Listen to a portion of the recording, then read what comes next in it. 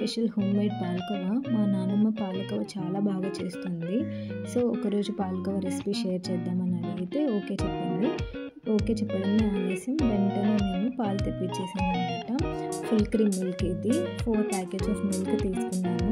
Sugar వచ్చేసి మీకు ఎంత తీయగా తింటారో అంత షుగర్ వేసేసుకోండి. ఎందుకంటే ఒక్కొక్కరు ఒక్కొక్కలాగా షుగర్ తింటారు కాబట్టి నేనైతే ఎక్కువ తీయగా తిన్నాను. సో రుచికి తగ్గట్టు, మీ టేస్ట్కి తగ్గట్టు షుగర్ యాడ్ చేసుకోండి. సో ఫస్ట్ ఒక పెద్ద గిన్నె తీసుకోవాలి. పొంగుతాయి కాబట్టి పెద్ద గిన్నె, వెడల్పు గిన్నె తీసుకొని పాలన్నీ పోసి పెట్టేసుకోవాలి. ఫస్ట్ మనం హై ఫ్లేమ్లోనే పెట్టుకొని పాలన్నీ ఉడికియాలన్నమాట. పాలు పొంగిచ్చేంత వరకు హై ఫ్లేమ్లోనే పెట్టాలి. నేను షూట్ చేద్దామని చెప్పి పక్కనే నిలబడ్డాను. ఎంతసేపటికి పొంగు రావే, అదే మనం అలా పక్కకి వెళ్ళగానే పొంగు వచ్చేస్తాయి. అదేంటో నేను ఇది చాలాసార్లు ఫేస్ చేశాను. ఎంతసేపు అక్కడున్నా పాలు పొంగురావు, కానీ మనం అటు పక్కకి వెళ్ళి వచ్చేసరికి పాలు పొంగిపోయి అమ్మతో తిట్లు తినడం ఖాయం. సో ఇది షూట్ చేయాలని చెప్పేసి నిలబడి చాలాసేపు తర్వాత పాలైతే పొంగొచ్చాయి. వెంటనే సిమ్లో పెట్టేసుకొని ఇలా ఒక పెద్ద గరిటె తీసుకొని దాన్ని కలుపుతూనే ఉండాలి.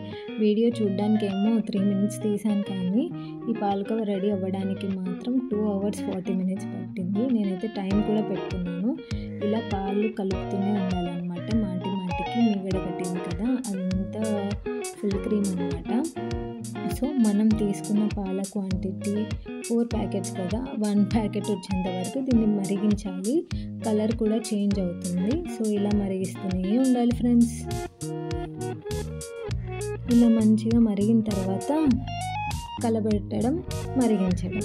చూడండి మనం పాలు ఎక్కడి వరకు తీసుకున్నామో, ఎంత క్వాంటిటీ తగ్గిందో మీకు కనపడుతుంది అనుకుంటా.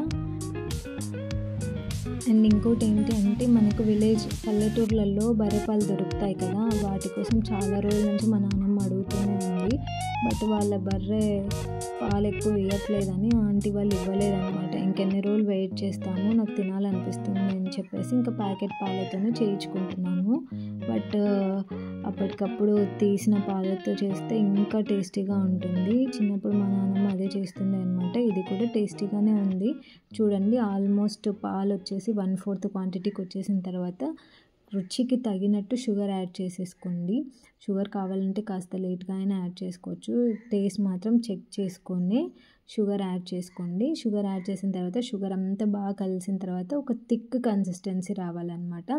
చూడండి ఇలాగా ఉన్నప్పుడు మనం స్టవ్ ఆఫ్ చేసుకొని ఒక 1/2 hour దాన్ని వదిలేయాలి. మరి గట్టిగా అయ్యేంత వరకు అయితే ఉడికించకూడదు.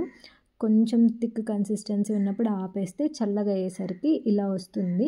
మన పాలకోవా కంప్లీట్లీ రెడీగా ఉంది తినడానికి. ఈ గ్యాప్లోనే నేను ఆల్రెడీ 4-5 స్పూన్లు కూడా వేసేసాను. ఇంకా సర్వింగ్ బౌల్లోకి తీసేసుకొని తినడమే.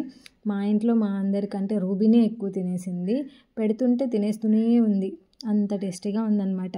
మీరు కూడా ఖచ్చితంగా ట్రై చేయండి. ఇంట్లోనే పాలకోవా చేసుకొని టేస్ట్ చేసి కమెంట్